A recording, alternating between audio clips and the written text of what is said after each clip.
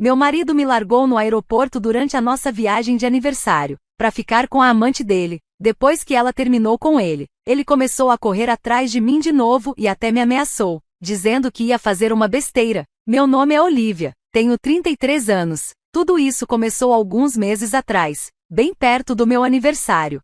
Meu marido se chama Daniel, tem 35 anos. A gente era casado há 7 anos e estava junto há 9 no total. Nunca tivemos filhos e hoje em dia, ainda bem, sempre fomos só nós dois. Uns 2 ou 3 anos atrás, o Daniel começou a mudar. Ficava mais distante, chegava tarde do trabalho. No começo, ele dizia que era por causa de um projeto grande, cheio de prazos. Eu entendi, meu trabalho também é puxado, mas isso virou desculpa o tempo todo.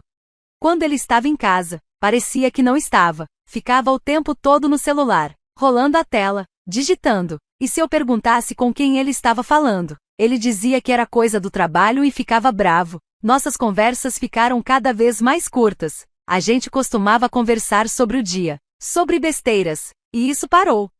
Às vezes eu sentia que estava falando com uma parede. Tentei conversar com ele. Dizia coisas tipo, a gente quase não conversa mais, né? Ou, tá tudo bem com você? Parece estressado. Ele sempre respondia que o trabalho estava difícil, ou que estava cansado. Outras vezes, ele virava a coisa contra mim, dizia que eu era carente ou que estava imaginando coisa.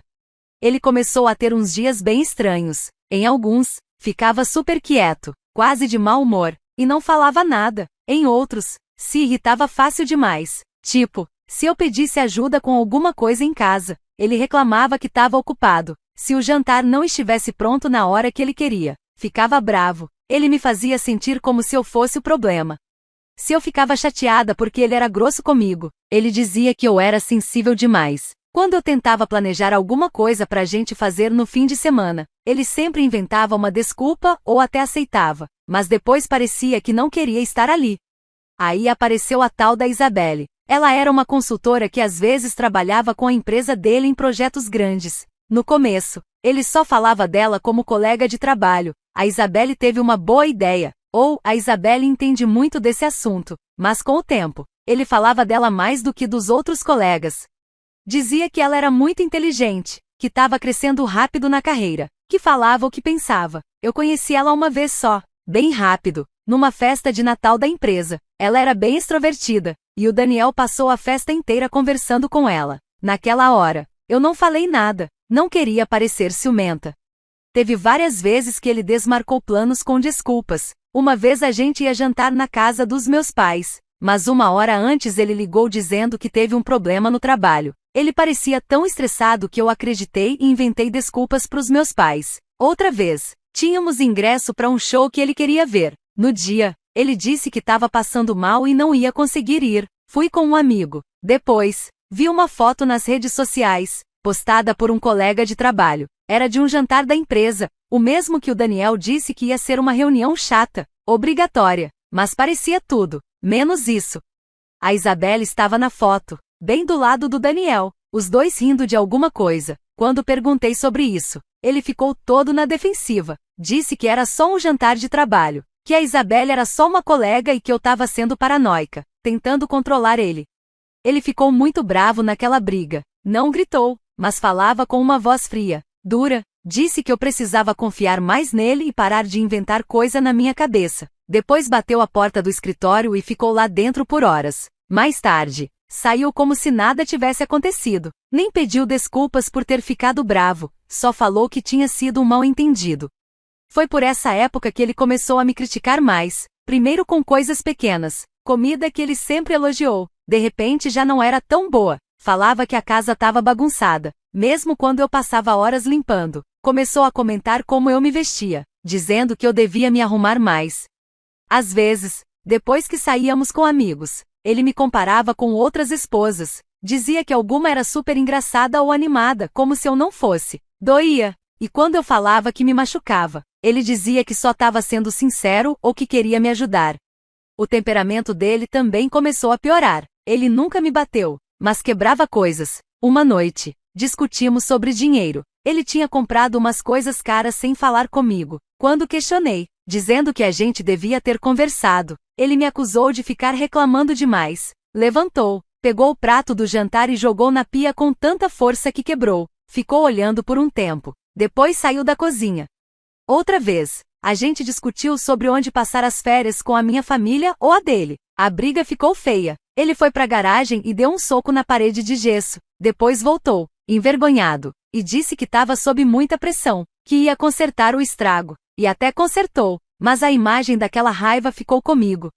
Mesmo depois de tudo isso, quando nosso 7º aniversário de casamento chegou, o Daniel do nada ficou super animado. Disse que estava planejando uma viagem surpresa. Um mês antes, me chamou para conversar e me mostrou um folheto de viagem para Bali. Disse que sabia que as coisas estavam difíceis, que ele estava distante, mas queria mudar. Disse que queria a gente de volta, queria que a gente se reconectasse, que encontrasse aquela chama de novo. Nas semanas antes da viagem, ele parecia o Daniel de antes, mais carinhoso, mais presente, me ajudava mais com as coisas da casa, puxava conversa, até me deu uma mala nova e umas roupas para a viagem. Eu comecei a acreditar que talvez tudo fosse melhorar, quis acreditar. A gente embarcou para Bali, e no começo, a viagem foi do jeitinho que o folheto prometia. A gente ficou numa vila linda, com uma piscininha só nossa, cheia de flores tropicais ao redor. O Daniel estava super carinhoso, segurava minha mão, me elogiava, marcava jantares românticos na praia, tirava várias fotos da gente, e até minhas, sozinho. Ele postava tudo nas redes sociais com legendas tipo, 7 anos e ainda é minha linda noiva, ou criando memórias no paraíso com minha esposa única e especial. Quando vi essas postagens, senti um alívio, pensei, talvez seja de verdade, talvez ele queira mesmo consertar nosso casamento. O plano era ficar 3 dias nesse primeiro resort e depois pegar um voo para uma ilha menor, mais afastada, e passar mais 4 dias lá. Na manhã do 4º dia, a gente arrumou as malas, tomou café da manhã na piscina. O Daniel estava um pouco mais quieto do que nos outros dias, mas achei que era só cansaço da viagem.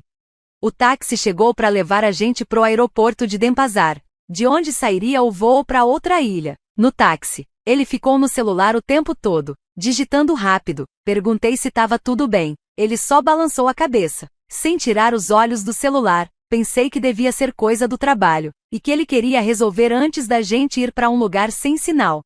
O aeroporto estava bem cheio. Pegamos as malas grandes e fomos andando pro check-in. Aí ele falou, vou só no banheiro rapidinho, te encontro no balcão de check-in. Ele estava com a mochila dele e a mala de mão. Falei, beleza. Achei a fila certa pro nosso voo e esperei. A fila andou rápido, quando estava quase na minha vez. Olhei em volta para ver se via o Daniel. Nada. Cheguei na frente da fila. O atendente pediu nossos passaportes e as passagens. Falei que meu marido já vinha, que ele só tinha ido ao banheiro. Saí da fila para esperar e liguei pro celular dele. Foi direto pra caixa postal. Mandei uma mensagem. Onde você tá? Tô aqui no balcão. Sem resposta. Esperei mais 5 minutos. Depois 10. Comecei a ficar nervosa. Liguei de novo. Caixa postal. Mandei outra mensagem. Daniel, o embarque já vai começar. O que tá acontecendo? Nada, eu tava lá com nossas 2 malas grandes e minha bagagem de mão. As pessoas olhavam. Eu me sentia ridícula. Fiquei andando por perto, olhando a multidão, achando que ele podia ter se perdido ou estar me procurando no lugar errado, mas nada dele. Aí meu celular vibrou. Olhei achando que ele tava ligando, mas era uma mensagem do Daniel. Meu coração afundou antes mesmo de abrir. A mensagem era grande. Vou escrever aqui do jeito que ele mandou. Olivia, não aguento mais. Eu não tô mais apaixonado por você. Na verdade, já faz muito tempo que não tô. Anos, talvez. Eu tentei fazer isso funcionar. Tentei querer continuar. Mas tô cansado de fingir. A Isabelle tá aqui em Bali. É com ela que eu sempre quis estar. Ela disse que quer tentar de verdade. Ter um relacionamento sério comigo. Ela chegou hoje de manhã. Tô com ela agora.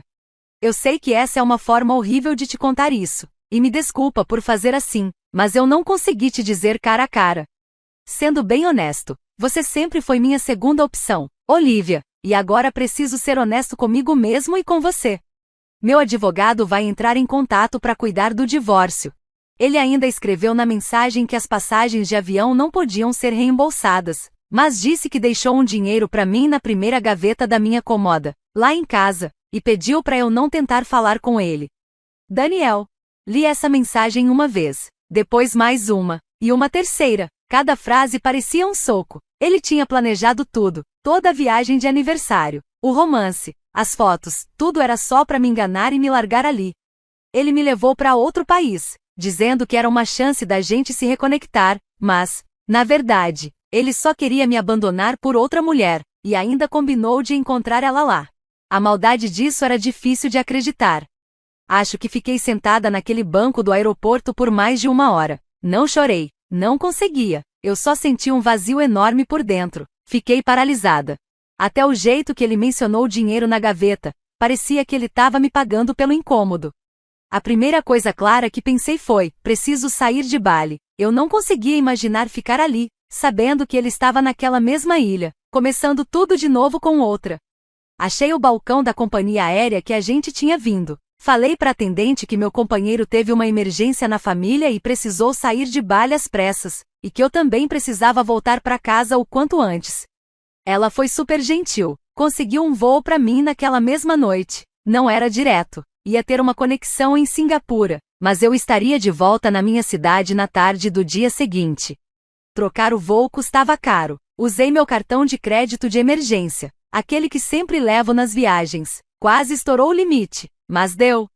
Faltavam umas 6 horas pro voo. Eu não conseguia ficar sentada no saguão principal do aeroporto, então fui para um quarto de hotel lá dentro mesmo, um lugar simples só para descansar.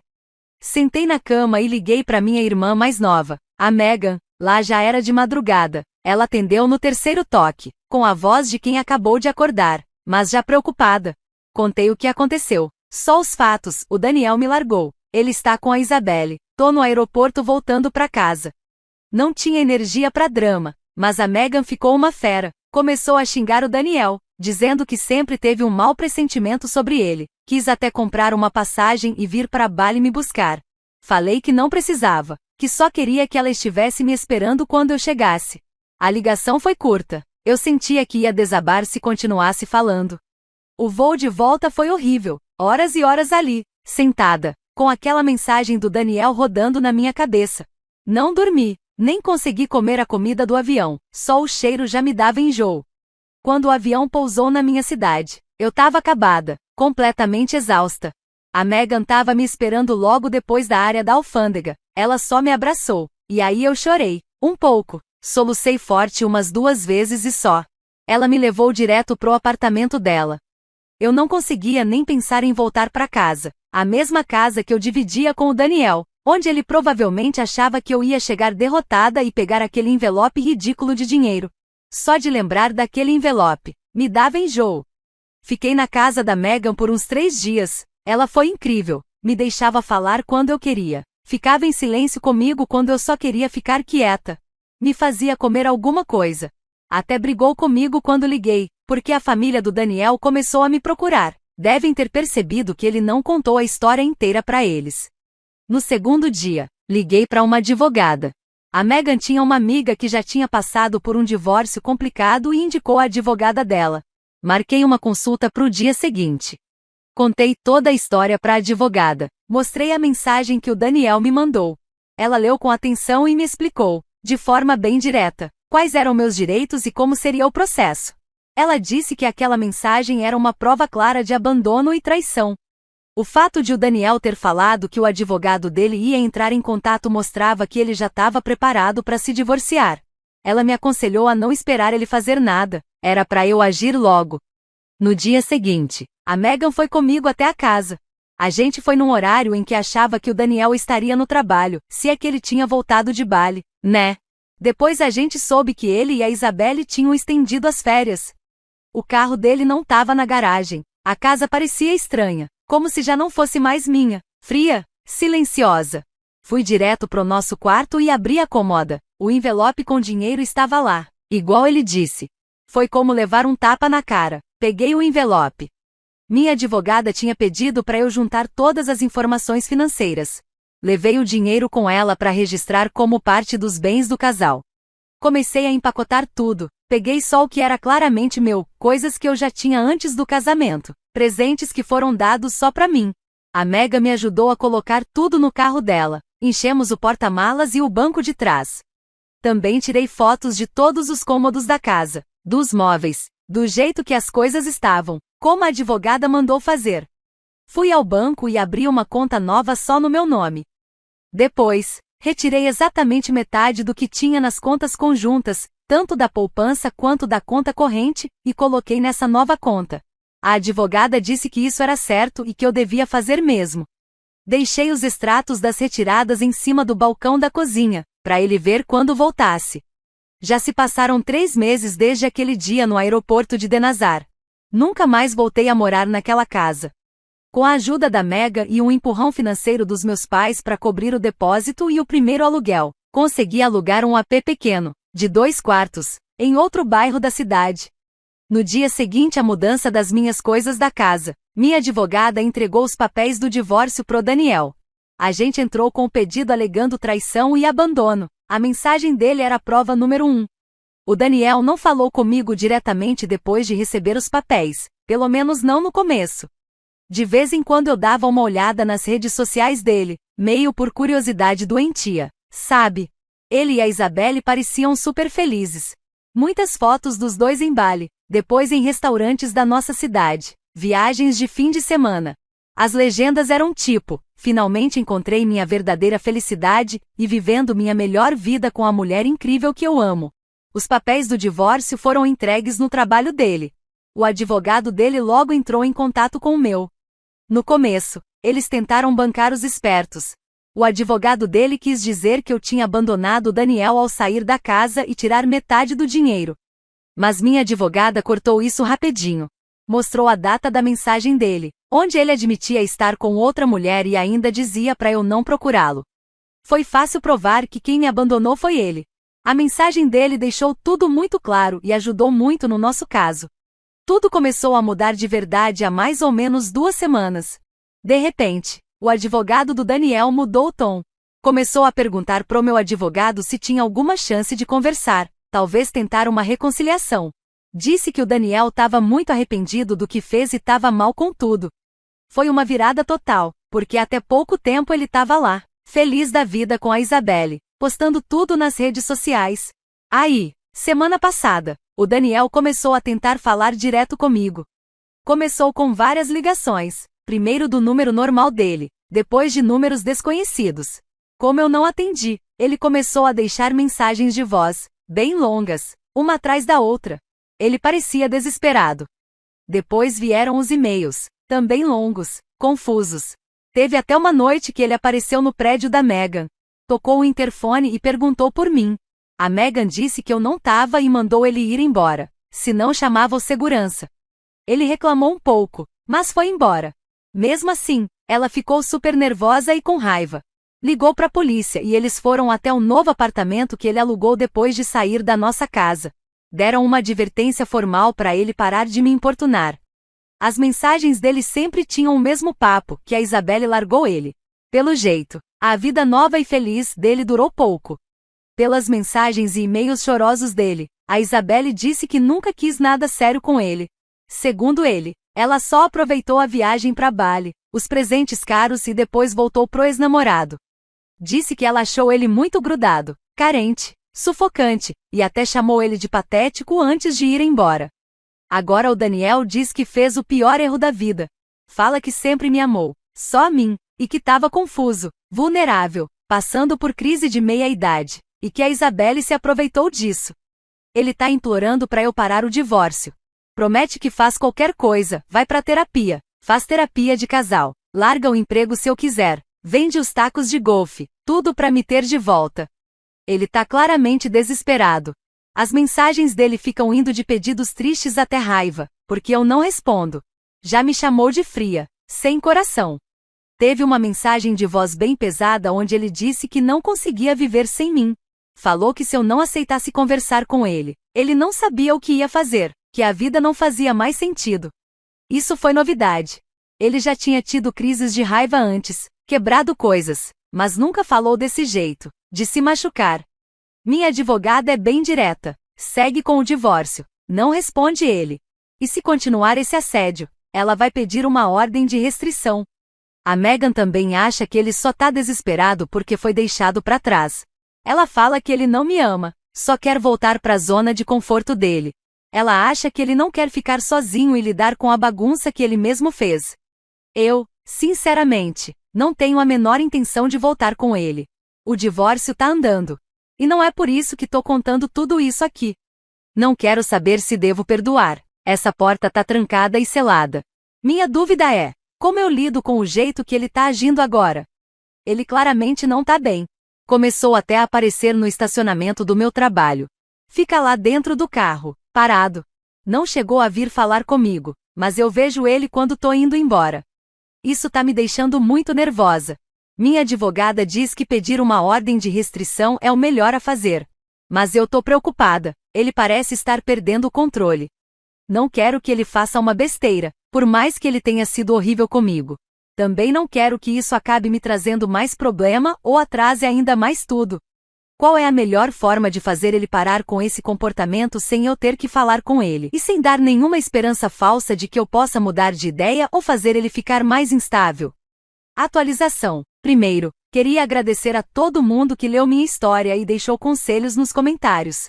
Li todos. Foi bom ver que não sou a única que achou o comportamento dele completamente fora do normal. Muita gente compartilhou experiências parecidas. Fiquei triste por vocês, mas também me senti menos sozinha. Os conselhos foram muito úteis. Quero esclarecer algumas coisas que perguntaram. 1. Sobre a ordem de restrição. Muita gente falou que eu devia pedir uma ordem de restrição. Eu e minha advogada já estávamos pensando nisso antes de eu escrever meu primeiro post. Ver ele no estacionamento do meu trabalho foi a gota d'água.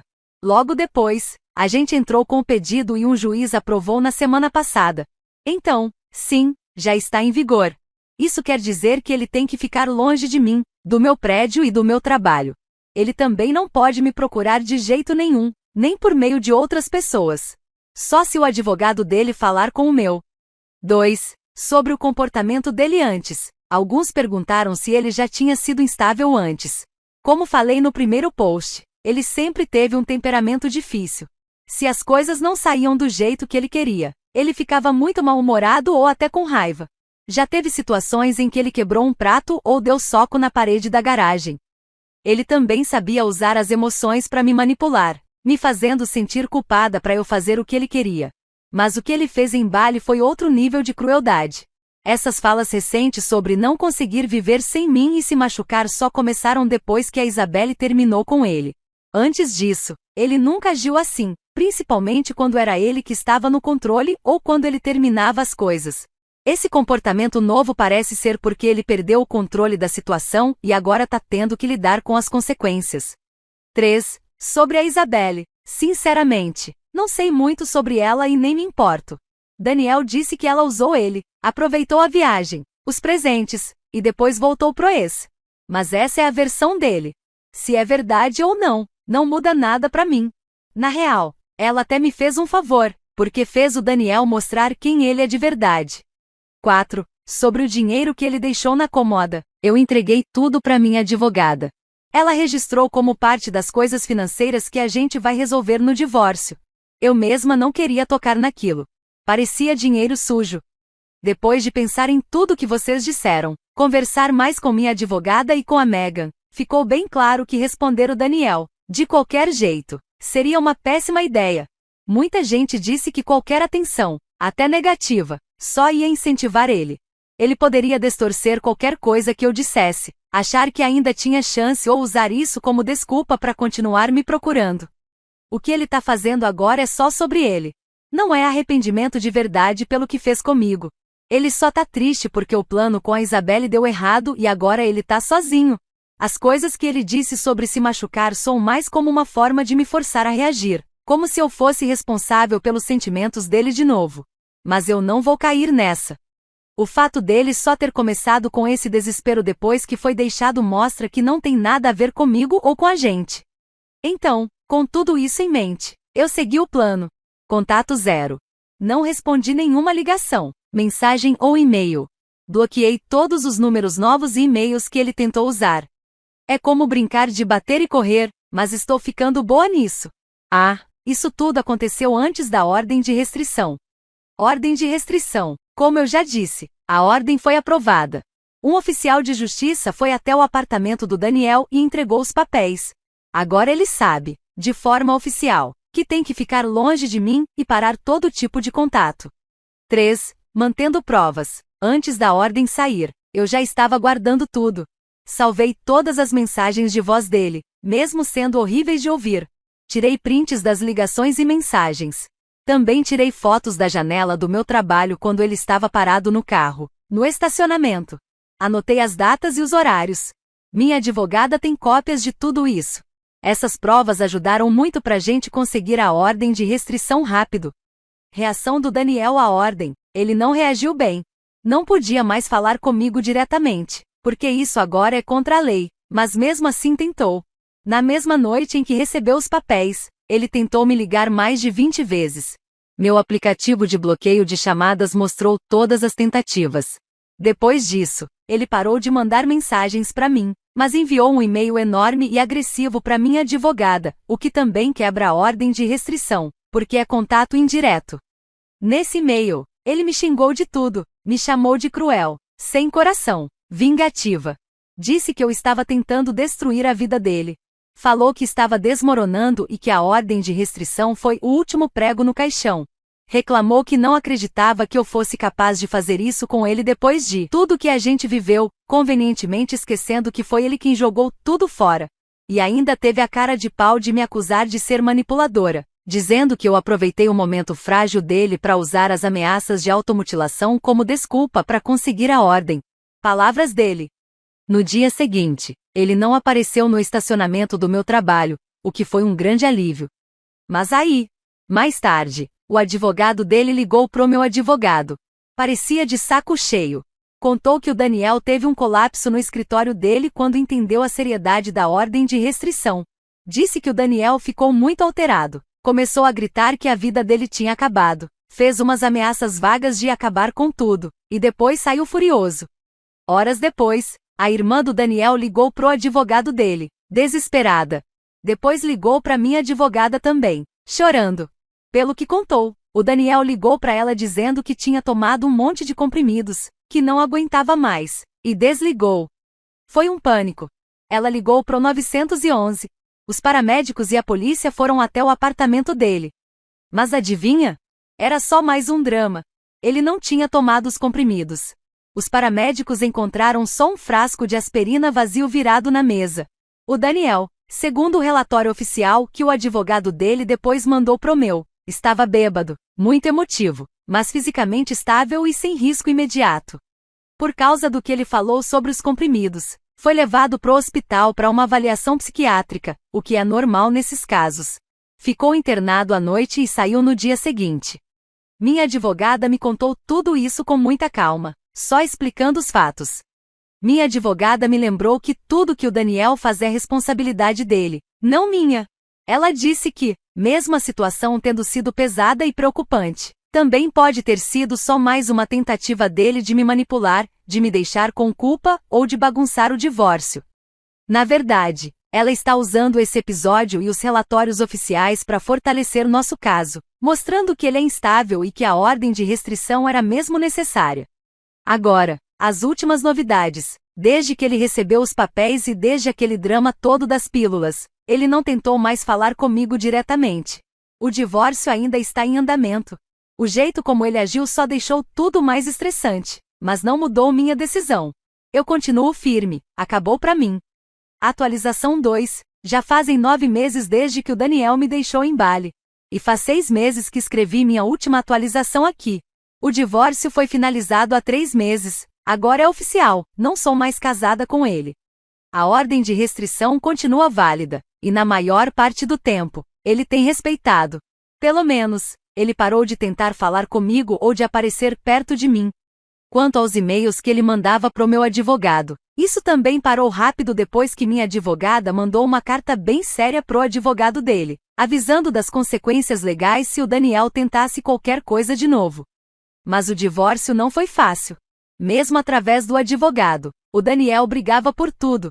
Queria mais da metade do dinheiro da venda da casa. Disse que merecia isso porque foi quem mais ganhou dinheiro no começo do casamento, o que nem era verdade. Na maioria do tempo, a gente ganhava quase o mesmo.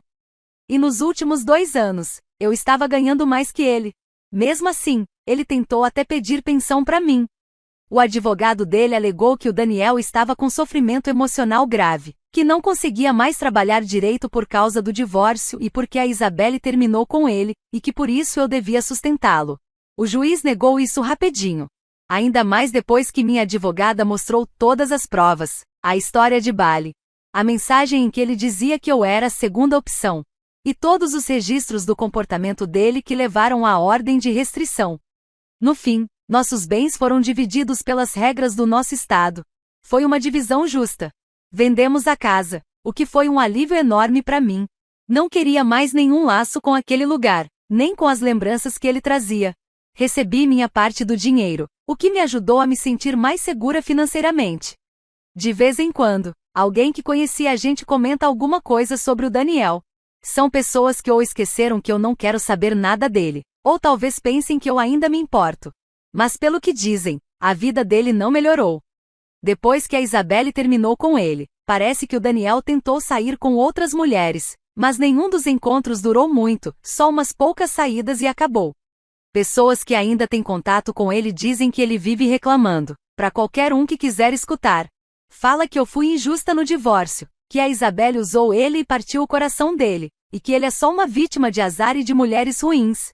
Também ouvi dizer que ele começou a beber bastante depois daquele episódio com a aspirina e a ida forçada pro hospital para avaliação psiquiátrica.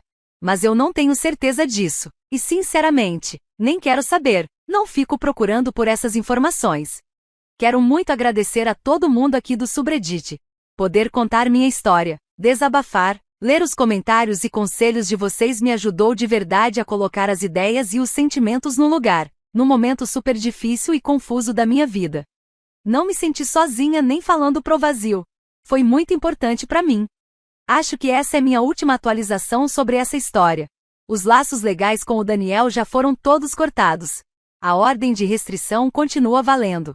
E eu não tenho intenção nenhuma de falar com ele de novo.